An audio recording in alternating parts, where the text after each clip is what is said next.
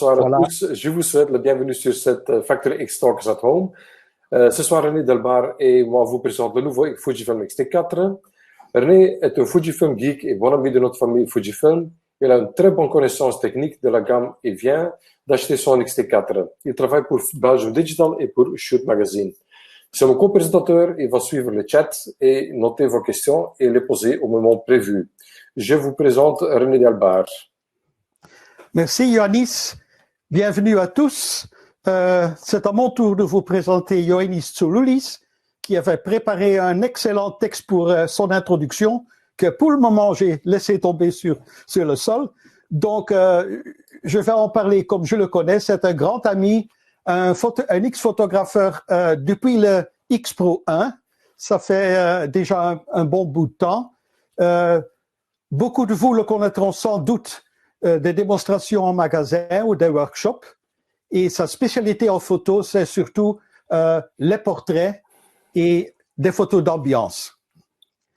Ioannis, je propose qu'on commence à poser quelques questions à notre public pour qu'on ait une idée de qui nous écoute ce soir.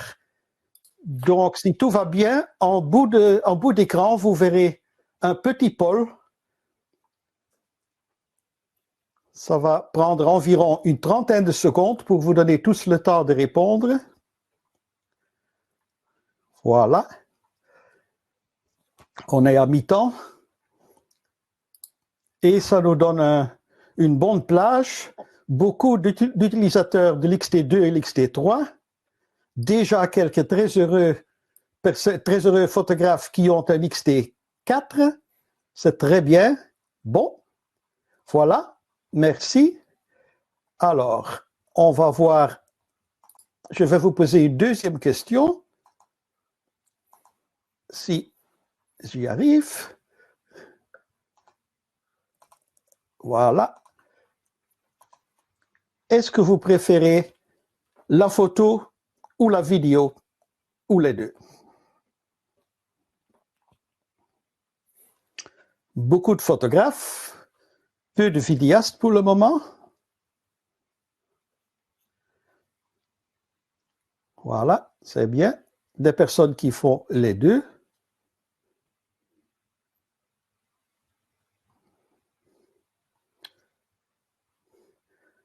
Apparemment, il n'y a personne qui se spécialise directement dans la vidéo. Et une question pour finaliser, une très simple. Est-ce que vous considérez acheter un XT4 à court ou à long terme?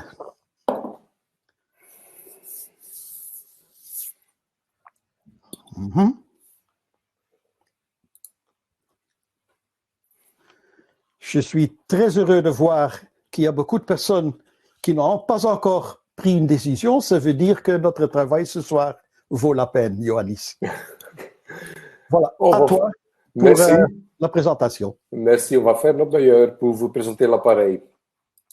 Donc, le déroulement de la soirée, je vais d'abord parler des nouveautés de l'appareil concernant la photo. Après, René reprend le micro pour vous démontrer les possibilités vidéo et on va conclure avec nos premières impressions et les conclusions. Et aussi, si on a le temps, on va répondre à vos questions.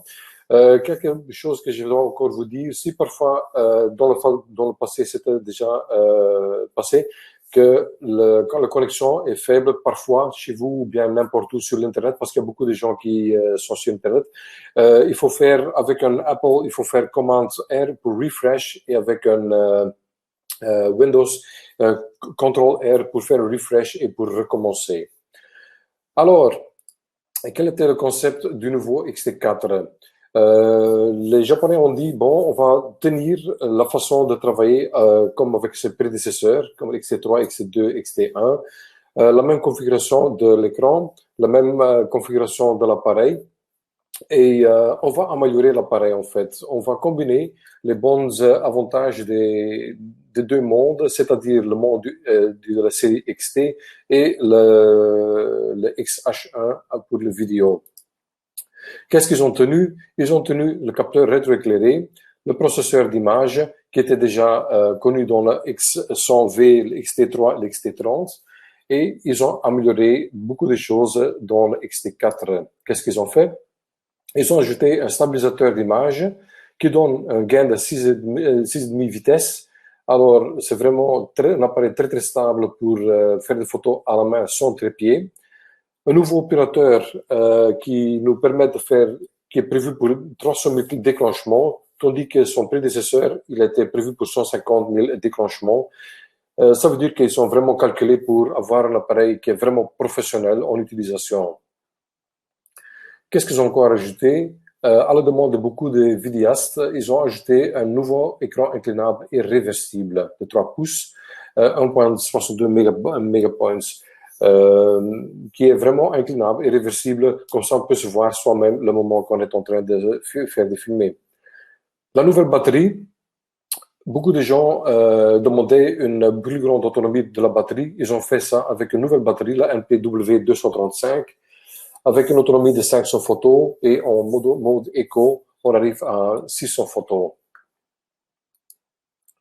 La taille et le poids, ben, il est agrandi tout petit peu en comparaison avec l'XT3. On a fait une très belle comparaison ici. Vous allez voir, tout ce qui est en vert, c'est le XT3 et toute la ligne autour, en noir, c'est le XT4. Alors, en largeur, ça fait une différence de 2,1 mm de plus. La hauteur est restée la même. La profondeur au point le plus profond, c'est 5 mm en plus et le minimum, c'est 2,5 mm. Le poids, 68 grammes d'ajouté. Si on compare le même appareil, l'XT4 avec le XH1, on voit que le XH1 est beaucoup plus grand que le XT4. Alors, avec le nouveau obturateur et le système IBIS, ils ont vraiment fait les deux unités beaucoup plus petites que ses prédécesseurs. Et de cette façon-là, on voit que le XT4 est vraiment beaucoup plus petit que le XH1, avec beaucoup plus de possibilités. Alors, on va commencer de la partie de la photo. Avec le IBIS, on a la possibilité on a stabilisation sur 5 axes et on gagne de 6,5 de vitesse d'obturation, 30% moins encombrant et 20% plus léger que le XH1. En pratique, c'est vraiment, on sent ça et on voit ça directement à ces images que ça donne un très grand avantage d'utiliser le IBIS qui est incorporé dans le XT4. Moi-même, j'ai l'appareil pendant une semaine et je me suis baladé des soirées chez moi, autour de 500 mètres autour de ma maison, pour capter quelques photos avec le XT4. Par exemple, cette photo-ci a été faite à 1/5 de seconde, prise à la main, f1.4, et l'image est vraiment très très stable. Il est vraiment très très net et stable, sans trépied. J'ai utilisé ici la simulation de film de Velvia parce que j'aime bien les couleurs très saturées. Et c'est un JPEG qui sort comme ça de l'appareil. La photo suivante, je me baladais dans le même centre commercial et j'ai vu cette tabelle-là. J'étais étonné de la réflexion dans le point. Et ici, j'ai fait un petit zoom pour voir les détails que vous voyez sur le panneau au-dessus. C'est vraiment très, très net. Et concernant les données, c'était fait à une sixième de seconde à la main. Alors, on voit vraiment bien que le stabilisateur d'image fait son travail comme il faut. La photo suivante ici, une cinquième de seconde, c'était le 35 mm. Ici, sur cette image-là, on ne voit pas vraiment que c'est stable parce qu'on a très, très beaucoup de détails. Mais si on fait un zoom dedans, on voit très bien que l'image est vraiment stable et très, très bien et nette. En rentrant chez moi, j'ai vu encore cette scène-là, un quart de seconde, ISO 800, évidemment sans flash, et vous voyez qu'à la fin, le fin des escaliers là, c'est vraiment très très net, et ça c'était mon point focal à la fin. Rentré chez moi à la maison, j'utilisais la lumière existante. J'avais 3 roses chez moi à la maison, et je les ai mis sur ma table de dîner. Ajouter la lumière naturelle ce sont 8 spots qui se trouvent au-dessus de ma table de dîner, pardon, et un quart de seconde prise à la main, sans pied, sans rien du tout. C'est vraiment étonnant ce que ce système IBIS prévoit pour la stabilité d'image. J'étais vraiment étonné. En continuant, qu'est-ce qu'on a de plus avec l'obturateur mécanique qui est 30% plus silencieux, et ça se sent vraiment.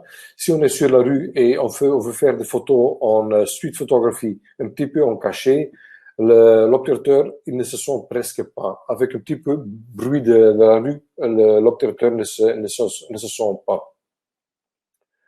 En mode rafale, on a 15 images par seconde et 8 images par seconde en visualisation directe. Comme j'avais dit déjà, il est prévu pour 300 000 déclenchements, tandis que ses prédécesseurs, c'était 150 000 déclenchements.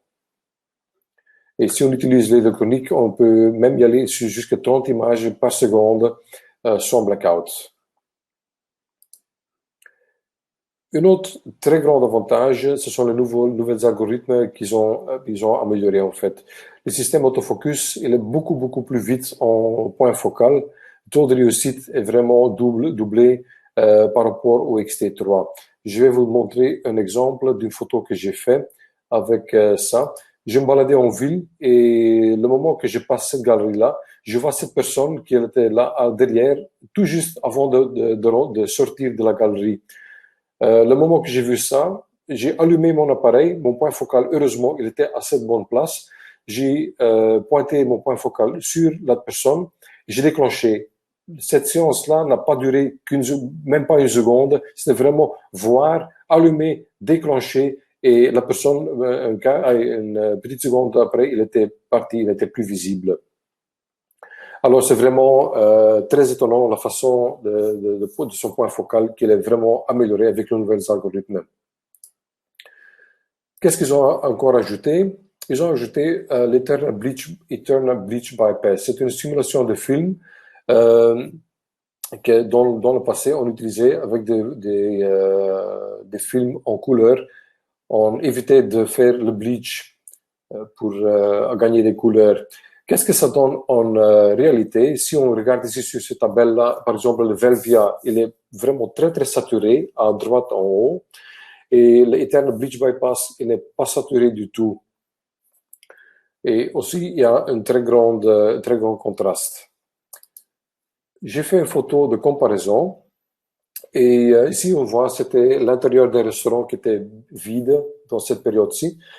À côté gauche, en haut, on a la Provia, qui est la couleur naturelle comme on la voit maintenant, si on regarde avec ses yeux. La Classic Negative, il est un petit peu moins saturé. À gauche, en bas, le Velvia, qui est beaucoup plus saturé.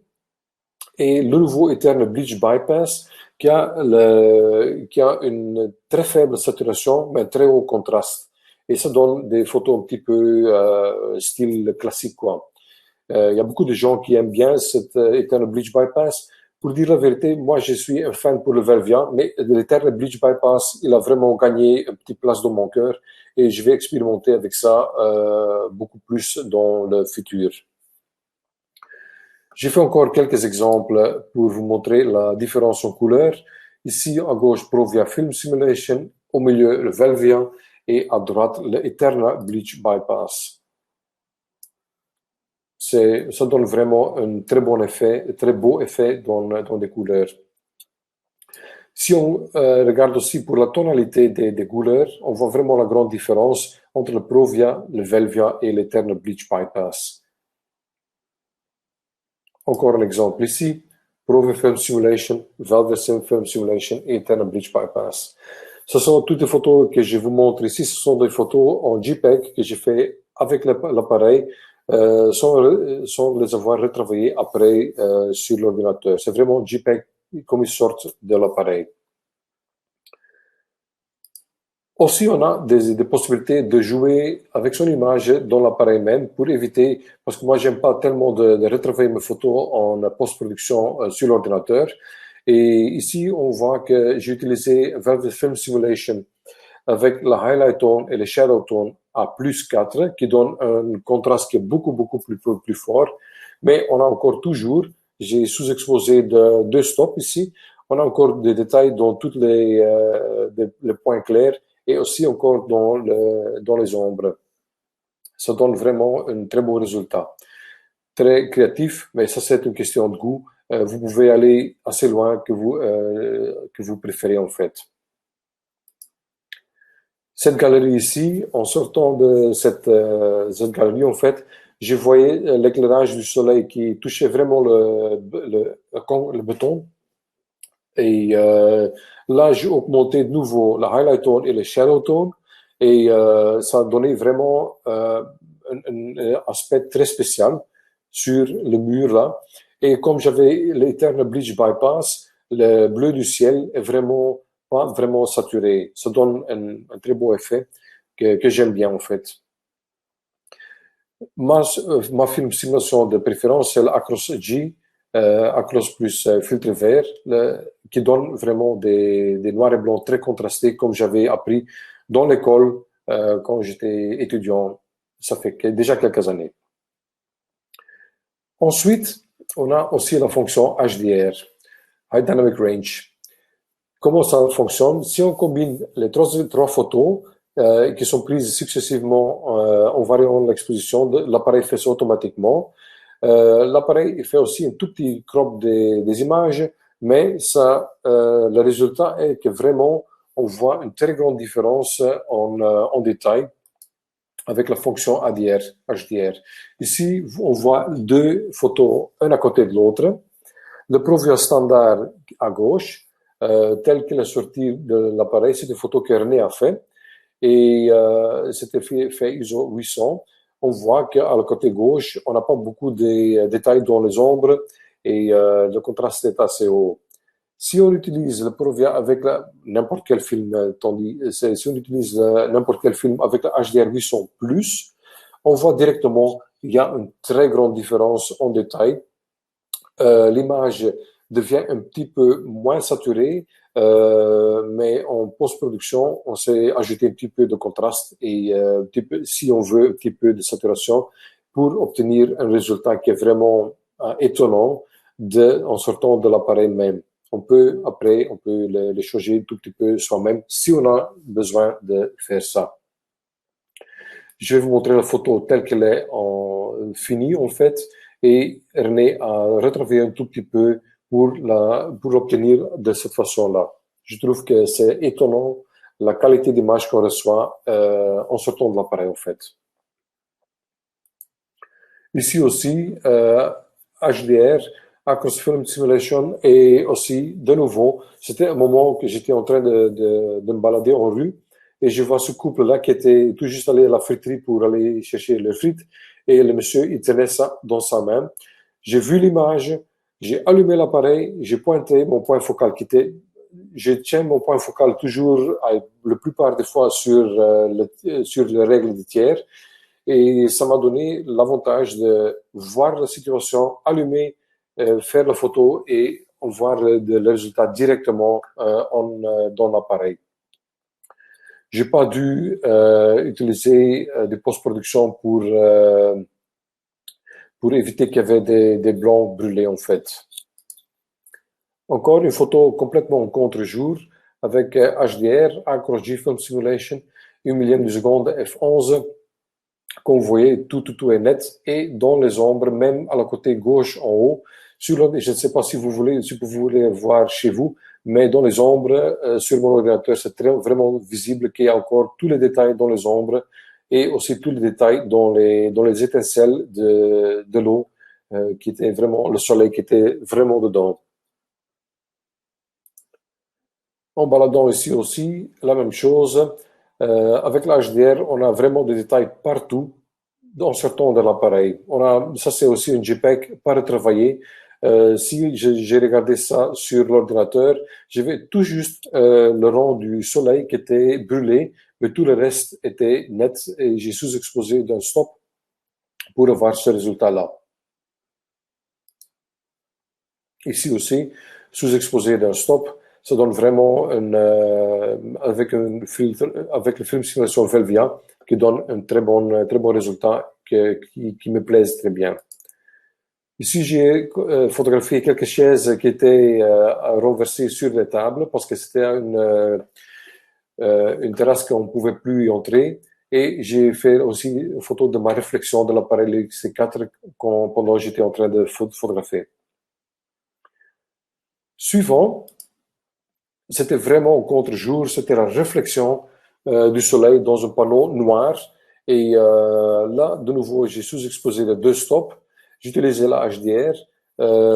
Si je regarde ça dans l'ordinateur, c'est vraiment, j'ai des détails partout, même dans le noir, à côté gauche, en haut. Là, j'ai pas ajouté de vignette, j'ai simplement fait la photo telle quelle. Et c'était vraiment le JPEG qui est sorti de l'appareil, en fait. Je n'avais pas de sous-exposition et de surexposition dans l'appareil même.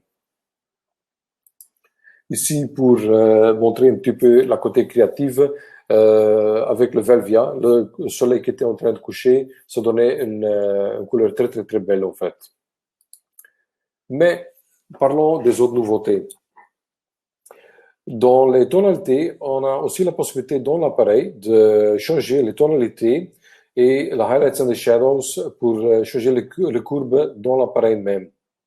On sait faire ça en post ou bien en pré-production, c'est-à-dire dans le menu, on sait adapter la highlight tone et les shadow tone pour changer les courbes de la photo en fait. La balance des blancs, ils ont ajouté encore quelque chose. La balance des blancs automatique complétée par mode priorité blanc et priorité d'ambiance. Qu'est-ce que ça veut dire? Si on regarde la photo au milieu, on voit la façon comme c'était avec les prédécesseurs en auto. Là, il va faire la combinaison de tous les balances des blancs qu'il voit et il va faire une balance des blancs qui est moyen, qui touche toutes les couleurs à sa façon le plus naturelle possible. Mais parfois, on n'a pas besoin de ça. Parfois, on dit non, je veux absolument avoir le blanc qui est dominant, même si on a des autres couleurs de lumière qui sont dans l'ambiance. Et on peut dire non, je préfère la balance des blancs avec priorité des blancs. Ou bien, si on veut faire la balance des blancs avec la couleur ambiance, là, il va tout tenir compte il va préférer les couleurs d'ambiance autour. Et encore, multi-exposition combinant jusqu'à 9 images, bracketing et la mise au point auto ou manuel, conversion des fichiers RAW en format TIFF 8 ou 16 bits. Pour ça, j'ai eu une question, je vais déjà répondre à une des questions. Il y a une personne qui m'a demandé, est-ce qu'on peut faire ça directement RAW et format TIFF en même temps dans l'appareil? Non, c'est pas possible. Oui, c'est oui et non, en fait. On peut photographier en format RAW, et si on veut obtenir le format TIFF, on va en post-production dans l'appareil même, on choisit d'exporter cette photo-là aussi en format TIFF. Alors, on ne sait pas le faire en le photographiant, mais on sait l'adapter et le changer avant qu'on exporte les photos sur la carte de mémoire. Ça, c'était ma petite introduction sur la photo. Je vais voir avec mon collègue René, est-ce qu'on a eu déjà des questions là-dessus? Oui, Ioannis, je vais d'abord passer deux petites communications de service. Oui. D'abord, vous tous, vous recevrez dans un email qui va suivre ce webinaire un lien pour le voir à nouveau, un replay link. et en plus un lien vers un fichier PDF qui contient toutes nos images et tous nos slides. Donc, vous pouvez, par après, vous pouvez toujours passer ces informations à vos amis et à vos collègues. Deuxièmement, merci pour les nombreuses questions qu'on a déjà reçues avant ce webinaire. Il y en a même qui sont entrées. On va essayer d'y répondre au plus que possible, plutôt à la fin, quand on sait combien de temps il nous reste. Mais de toute façon, vous recevrez également un document avec toutes les questions et toutes les réponses du séminaire d'aujourd'hui et de celui de demain pour vos références. Alors, Ioannis, il y a une question qui nous est parvenue de plusieurs personnes. Est-ce qu'il est bien clair que la fonction IBIS et la fonction OIS travaillent ensemble et se complètent? Oui, en fait, ils travaillent ensemble. Si on utilise un objectif qui a l'OIS, Optical Image Stabilization, incorporé dans l'objectif, l'appareil travaille de cette fonction-là. D'abord, il va stabiliser l'image avec la stabilisation de l'objectif. Si cette stabilisation n'est pas assez, l'appareil va reprendre et il va combiner le OIS de l'objectif et le IBIS de l'appareil pour obtenir une stabilisation optimale. Si évidemment on a un objectif sans OIS, à ce moment-là, le IBIS de l'appareil va utiliser ces 6,5 stops ou bien ces 5 axes de stabilisation pour stabiliser l'image. Alors, ça nous donne une très bonne image. Bien compris, merci. Alors, une petite autre question ou un commentaire supplémentaire. Également une question qu'on a reçue. Si on utilise le système OIS ou IBIS, ou les deux, ça marche également, évidemment, avec des objectifs vintage qui n'ont pas de bague ou de communication. Ce qui est important, c'est que dans ces cas-là, on entre bien la focale de l'objectif dans les settings parce que le IBIS tient compte de la focale pour faire la relation entre l'angle de mouvement et le déplacement de l'image. Donc, c'est quelque chose à ne pas oublier. Yannis, je propose que nous gardons d'autres questions pour la fin, plutôt. Et voilà, je vais vous parler maintenant des fonctions vidéo. Il y a beaucoup à dire dans le cas du XT4 parce que c'est vraiment un champion en vidéo. D'abord, commençons par les possibilités d'enregistrement comparées aux prédécesseurs. On a maintenant une possibilité de filmer en 4K à 60 images par seconde. Et dans les deux cas, enregistrement interne sur carte SD ou enregistrement externe par la sortie HDMI. Ensuite, il y a un mode de haute fréquence en Full HD jusqu'à 240 images par seconde, ce qui permet plus tard, évidemment, en faisant la lecture à 24 images par seconde, d'avoir un ralentissement de 10 fois. Encore très important, il est maintenant possible d'enregistrer les mêmes fichiers vidéo sur les deux cartes SD pour avoir une copie de sauvegarde. Donc, ce n'est pas comme chez d'autres appareils où il y a une haute résolution et une basse résolution. Non, ce sont bien deux copies identiques de la même qualité pour faire certain que votre travail soit bien protégé. Alors, évidemment, Ioannis a déjà parlé de l'OIS et de l'IBIS. En vidéo, on va encore un peu plus loin. D'abord, il y a donc la stabilisation optique, la coopération entre l'OIS et le IBIS. Ce sont des déplacements mécaniques, soit de lentilles dans l'objectif, soit du capteur dans le boîtier. Mais en plus, il y a également une stabilisation électronique. Et ce qui se passe dans ce cas-là, c'est qu'on fait un découpage dynamique dont suit un léger crop et on va déplacer ce découpage, Yoannis, si tu bouges les slides, je ne peux plus suivre. Pardon. Ce découpage va suivre les informations captées par les senseurs gyroscopiques. Donc, au-dessus de la stabilisation optique, il y a une stabilisation électronique. Et en troisième lieu, il y a une fonction IS Boost, ce qui va même compenser pour les toutes petites vibrations ou mouvements, et cela sert à avoir un rendu comme si on filmait d'un trépied, mais étant toujours à la main. C'est un peu abstrait de vous en parler comme ça.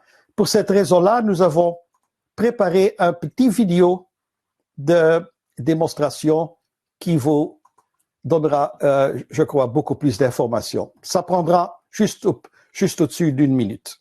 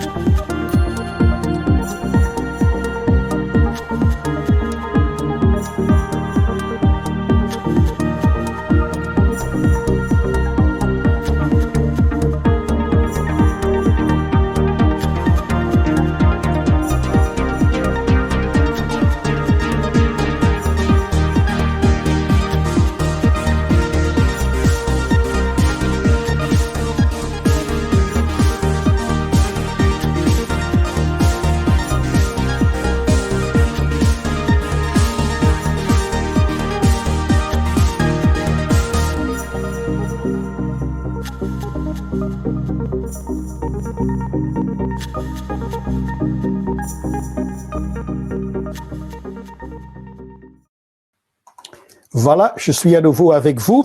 J'espère que cette petite démonstration a apporté un peu de clarté sur les mécanismes plutôt abstraits sur cette stabilisation.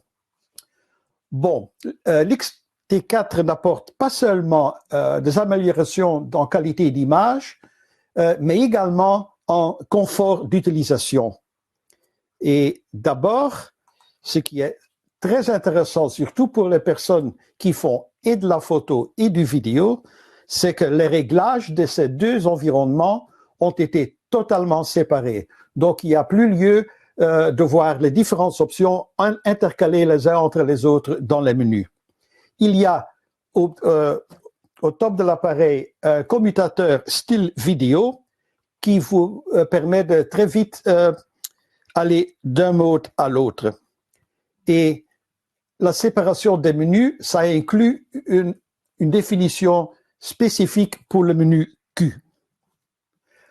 Évidemment, une fois qu'on est en tournage, il est difficile ou il n'est pas désirable de contrôler, de changer des paramètres d'exposition, par exemple, avec les molettes physiques sur l'appareil. C'est pour cela qu'on a maintenant sur l'XT4 une fonction contrôle vidéo optimisée. Quand on entre dans ce mode, les molettes mécaniques, c'est-à-dire l'ISO, la vitesse d'obturation, la compensation d'exposition et même la bague de diaphragme sont tous rendus inactifs. Et le contrôle se fait soit par l'écran tactile, donc sans vibration, soit il est toujours possible, en même temps même, il est possible de contrôler, par exemple, l'exposition, l'ISO, une compensation avec les deux roues de commande avant et arrière. Donc, très commode pour faire ça. Autre chose qui est bien importante pour tous les gens qui veulent une qualité optimale et qui donc font faire un post-traitement très élaboré, vous savez que dans ces cas-là, on l'enregistre sous un mode F-Lock qui vous donne des images a priori très plates, avec peu de contraste et de saturation, comme vous voyez à gauche sur l'image. Ça rend bien difficile la tâche de, pendant le tournage même, d'avoir un aperçu de la bonne exposition et tout ça. Maintenant, on a la possibilité d'avoir dans les VF et sur le LCD un rendu plus contrasté, plus saturé, qui d'ailleurs se confirme à un standard très populaire en production de vidéos. Et donc, même quand vous enregistrez en mode F-Log, il est possible de voir pendant le tournage les images directement avec plus de contraste et de saturation. Finalement, sur la question vidéo, je vais vous parler un peu des possibilités audio. On a des changements ici. On a bien sûr le microphone interne stéréo comme sur tous les appareils X. Il y a une entrée audio externe qui est maintenant directement 3,5 mm. Et une grande nouveauté, c'est que le niveau d'entrée de cette entrée, le niveau d'amplification de cette entrée est réglable entre microphone ou ligne. Ligne que vous utiliserez, par exemple, si vous avez un petit mixeur pour audio connecté à l'appareil. La sortie casque, il n'y a pas de jack 3,5 pour audio sur le boîtier même, mais la sortie se fait par la porte USB et vous recevrez dans l'appareil un petit câble d'adaptation entre USB-C et un récepteur 3 mm et demi. Voilà pour la vidéo. Je voudrais bien vous parler encore un peu sur les boîtiers et les accessoires de l'XT4. Dans l'assortiment, nous retrouvons évidemment le boîtier nu, évidemment en argenté ou en noir. Et il y a également deux kits qui vous sont proposés, soit avec le 1855, que vous connaissez et aimez tous pendant longtemps, et avec le nouveau 1680. Voilà, 1680, pardon, j'ai trop d'objectifs, clairement, qui est un compagnon excellent pour l'XT4. Autre option, c'est le grip vertical, le grip de batterie, où il y a la possibilité de mettre deux batteries additionnelles pour élargir votre autonomie de façon importante jusqu'à 1700 images en mode économie. Ce grip, il a bien, comme sur le XH1, une sortie pour casque direct et également à l'arrière le switch boost pour rapidement changer donc le niveau de performance, mais également le taux de consommation de batterie de votre appareil. Attention, ce grip ne vous permet plus de charger des batteries dans le grip sans appareil. Sur l'XT4, tout chargement se fait par la porte USB-C de l'XT4 même. Donc, si vous branchez cette porte à une source d'énergie, la batterie interne et éventuellement une ou deux batteries dans le grip seront chargées en même temps. Pour cela, évidemment, il y a une remède. Il y a le chargeur double qui permet de charger une ou deux batteries hors de l'appareil ou hors du grip. Et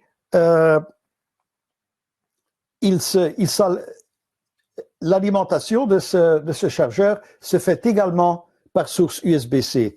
Vous pouvez utiliser le petit adapteur réseau qui vient avec votre appareil ou, encore mieux, vous vous organisez pour avoir une source USB plus performante du type, par exemple, le PD, comme un grand power bank ou un chargeur, un adapteur USB de grande puissance.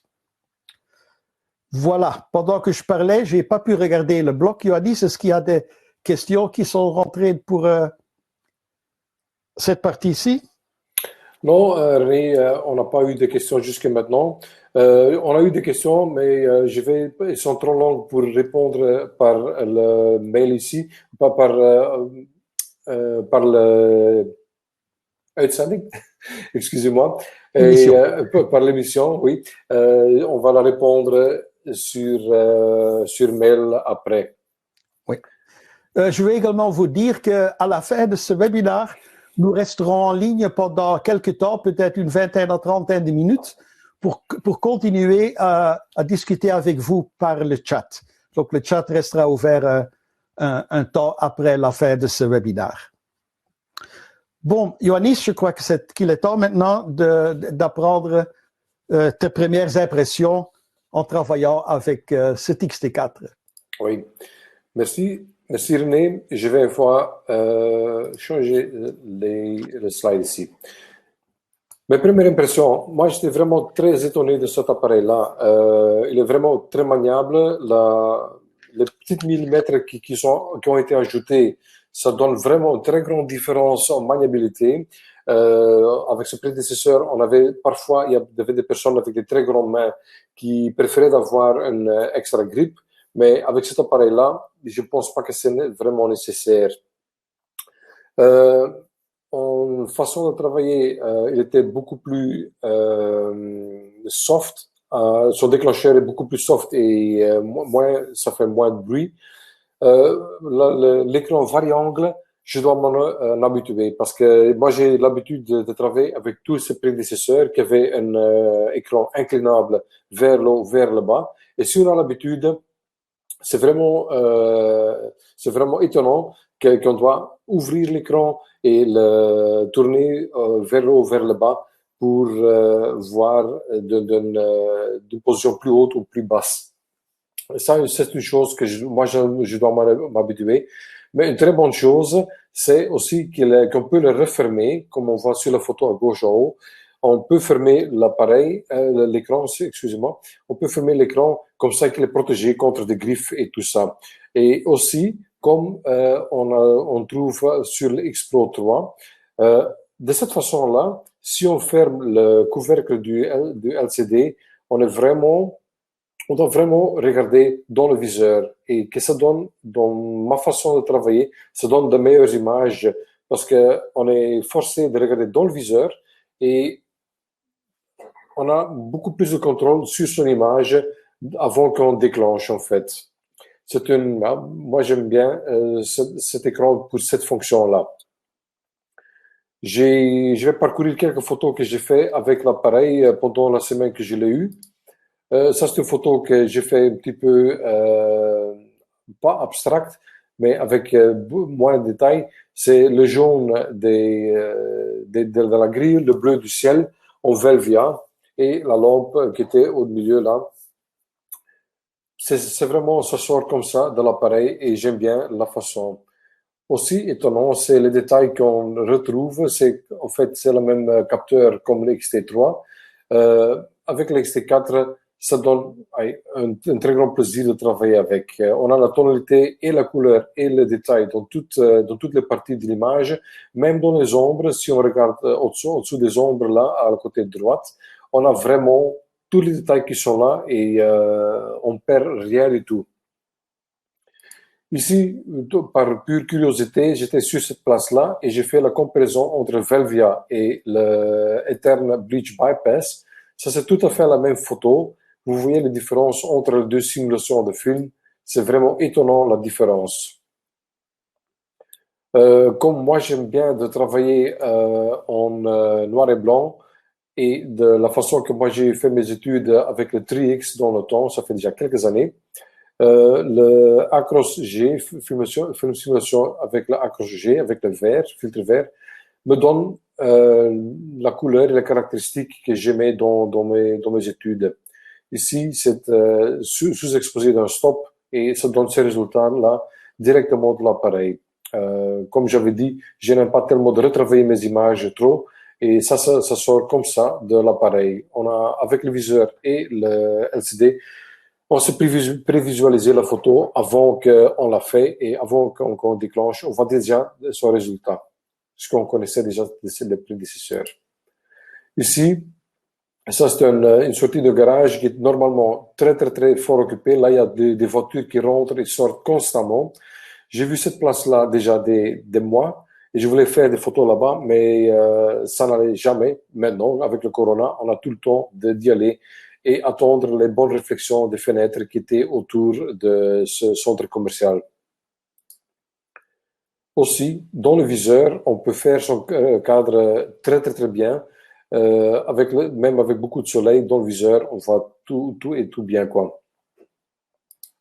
Ici, j'ai augmenté le contraste dans l'appareil de 2 stops avec les ombres. J'ai augmenté le contraste de 2 stops. Ici, en post-production, j'ai augmenté un petit peu le contraste à la côté gauche. Un tiers à gauche, je l'ai augmenté un petit peu le contraste pour voir un petit peu plus les petits trous dans la tôle. Une pièce de Tesa qui était collée sur le mur. Là, j'ai augmenté les highlights et les shadows. J'ai augmenté ça dans l'appareil pour obtenir ce résultat-là. Ici, c'était sous-exposé de 2 stops. Même sous-exposé, on voit au-dessus de la banque ici, on a encore les détails dans les noirs et les blancs, tous les couleurs claires et tous les highlights sont déjà encore toujours bien visibles. 2 personnes qui étaient là en train d'attendre leurs frites qu'ils avaient commandées à l'extérieur, je les ai vus. J'ai pris mon appareil, j'ai même pas demandé, j'ai fait la photo et après le gars m'a vu, il m'a dit qu'est-ce que vous êtes en train de faire? Ça me semblait tellement beau, la façon que vous étiez en train de parler et regarder un à l'autre, que j'ai fait cette photo-là. Ah bon, c'était une photo très gaie, envoyez-moi là. Alors j'ai envoyé la photo quelques jours après. René, qu'est-ce que sont tes impressions de l'appareil? Merci Yannis, c'est bien, moi-même j'ai l'XT4 pendant une bonne semaine et demie, y compris que vous avez déjà vu le grip et 2 batteries supplémentaires. Comme tout bon photographe amateur, on commence par le selfie obligatoire. Et puis, je peux partager avec vous mes premières impressions de la pratique. Contrairement à Ioannis, je n'habite pas en ou presque dans une ville. Mon environnement est plutôt rural, donc voilà les passants de mes côtés. D'abord, je peux dire que travailler avec l'appareil est très agréable. Le grip est beaucoup plus solide qu'avec l'XT3. Il est presque aussi solide qu'avec le XH1. J'ai les deux, donc je peux bien comparer. Le déclencheur est très, très silencieux, je dois vous dire. Là, en campagne, pour la première fois, j'ai dû regarder quelques fois pour me rassurer que j'avais bien pris une photo. Quand il y a un peu de bruit dans l'environnement, on n'entend même pas. Je me suis baladé, j'aime beaucoup le classique neck qu'il y avait déjà sur l'X Pro 3 d'ailleurs et l'X100V. De temps en temps, on vous parle de fonctions qui ont été très récemment introduites sur d'autres appareils, mais comme la plupart d'entre vous possèdent XT2 ou XT3, ça vaut bien la peine de vous y montrer. Évidemment, je crois que c'est du classique Chrome ici. Le Bleach Bypass est très intéressant. Ça donne un effet de graphisme différent que j'aime bien expérimenter. Il faut encore l'avoir en main un peu, mais par exemple, pour des vues plutôt abstraites, des parties désola, c'est bien intéressant. Le noir et blanc, évidemment, la qualité d'image, on la connaît de tout. Un Acros rouge avec un contraste poussé dans la caméra vous donne ceci. Et très surprenant, quand on fait l'inverse, quand on réduit le contraste au maximum, avec Acros, on obtient même une image qui a un peu le sens de l'infrarouge. Très particulier. Bon, après ma petite balade, je retournais à la maison, je me réfléchissais sur cet écran variangle. J'étais très fan du de l'écran à 3 axes, mais il y a quelques années, j'ai déjà eu des compacts avec un variangle screen et j'aimais bien. Il faut s'y habituer, comme Johannes dit. Mais je suis très positif parce que j'ai eu la même sensation avec mon Expo 3 qu'au début, j'aimais pas du tout cette façon d'écran, mais je me suis forcé de photographier pendant 2 semaines en voyage aux Indes seulement avec cet appareil. Et maintenant, il est parfait pour la rue. Et je suis sûr que je vais trouver des mêmes moyens à moi de travailler efficacement avec le variangle.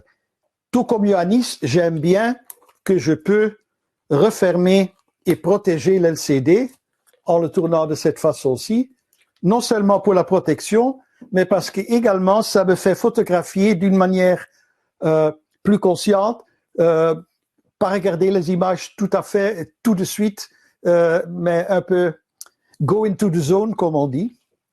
Ce que j'ai fait également en rentrant à la maison, j'ai vite un petit peu, il faisait sombre, donc je me suis baladé dans le jardin, j'ai joué un peu avec la plage dynamique, avec les HDR, et tout ça, avec également les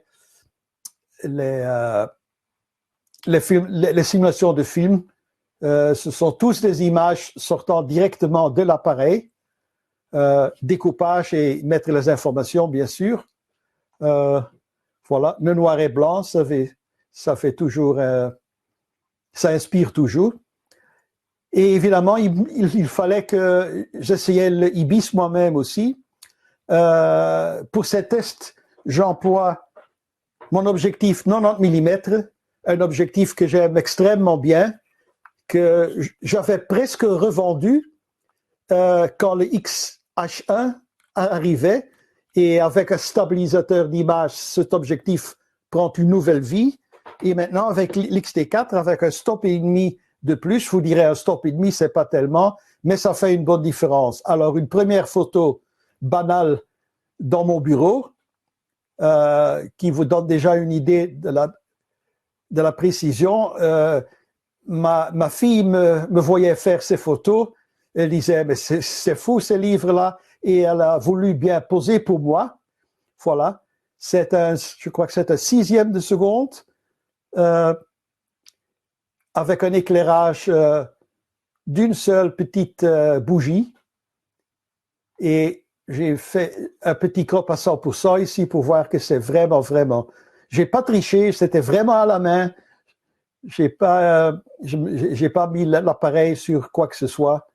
Mais voilà, c'est que vous pouvez avoir avec un IBIS à 6 stops et demi. Voilà. Ioannis, on peut passer à nos conclusions préliminaires, oui, mais quand même, je crois que bien fondées. Dans votre fichier, vous aurez une table comparative. On ne va pas en parler ici, elle est trop complexe et trop détaillée. Mais Ioannis, que peux-tu conseiller à quelqu'un qui a un XT2 ou XT1 encore? Oui, merci René. Alors, on a mis une petite comparaison, les points plus intéressants pour les gens qui ont XT1 ou XT2. Qu'est-ce que ça vous rapporte le nouveau XT4? Il vous apportera une qualité d'image bien supérieure, un système autofocus beaucoup, beaucoup plus performant, 6 stops et demi de stabilisation avec vos objectifs actuels et une solution vidéo exemplaire, une plus grande autonomie de batterie mais pour les gens qui préfèrent aussi, un XT3 reste un alternatif budget très intéressant. C'est vraiment un bon pas de sauter du XT1 ou XT2. Si vous avez un XT1 ou XT2 et vous en pensez, ça va faire un monde de différence pour votre photographie. C'est étonnant la différence. René, qu'est-ce que toi tu en penses si vous avez un XH1, qu'est-ce que toi tu en penses? Ouais, les utilisateurs d'un XH1 seront probablement un peu plus intéressés à la vidéo peut-être, mais ce qu'on peut certainement faire, vous avez une amélioration du côté photographique et du côté vidéo, bien sûr.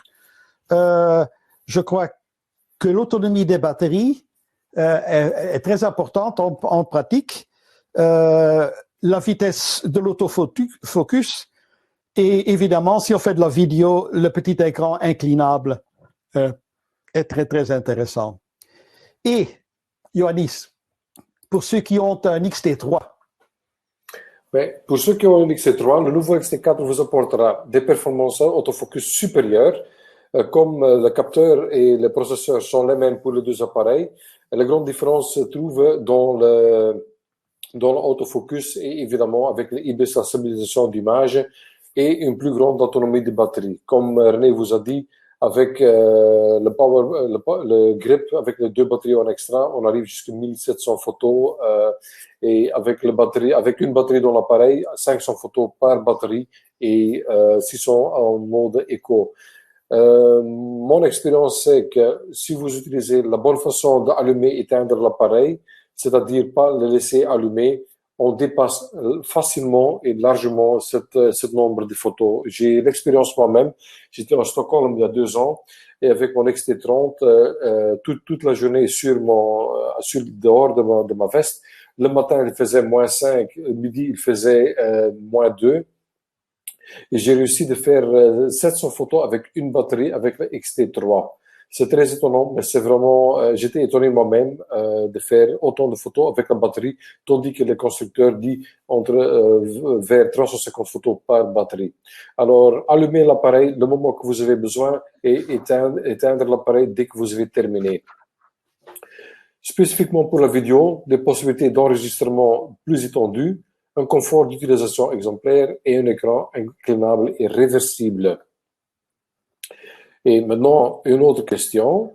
Qu'est-ce qu'on fait si vous en avez déjà un XT4? René? Il ne faut pas de mots à cela, je crois. Il y a déjà quelques-uns d'entre vous qui peuvent en juger.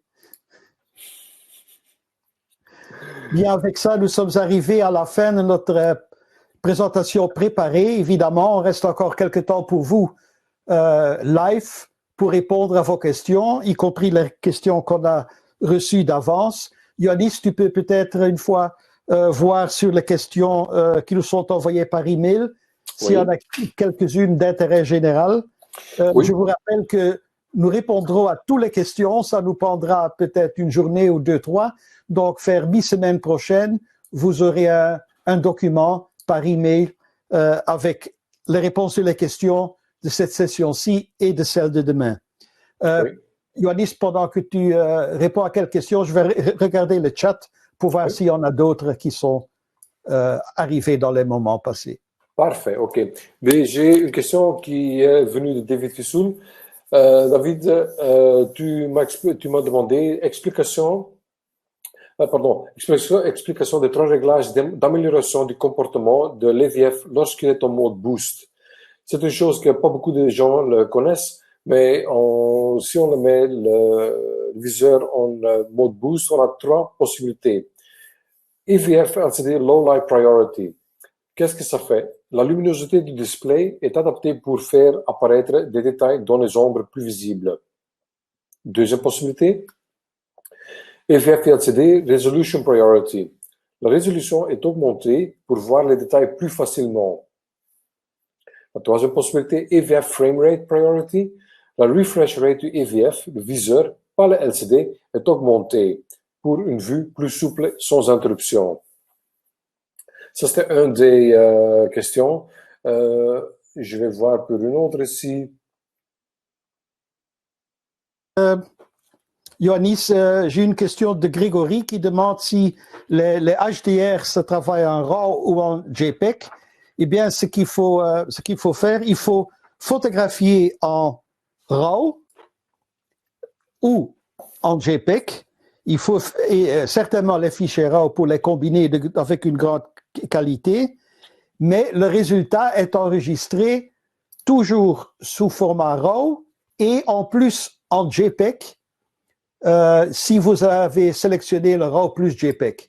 Donc, il ne faut pas passer à une post-production sur ordinateur à la fin des 3 photos successives qui sont prises automatiquement. Il vous reste un JPEG sur la carte si vous voulez que vous pouvez directement soit utilisé, soit traité dans l'appareil avec toutes les fonctions de l'engin de correction qui se cache sous le Play et Q menu.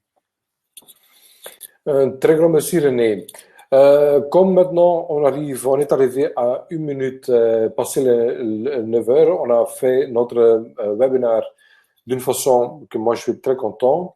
Je vous remercie pour votre attention. Comme on avait dit, on va rester quelques minutes encore online. Je vais fermer le webinaire ici, mais on va rester online pour chat et vous pouvez encore suivre online sur le chat avec nous. Un très très grand merci René pour toi, pour ton aide et ton assistance. Un très grand merci pour l'attention de nos spectateurs et j'espère de vous voir à la prochaine. Un très grand merci. Et un très grand merci Ioannis pour les photos superbes. Avec très grand plaisir. À la prochaine. Au revoir. Au revoir.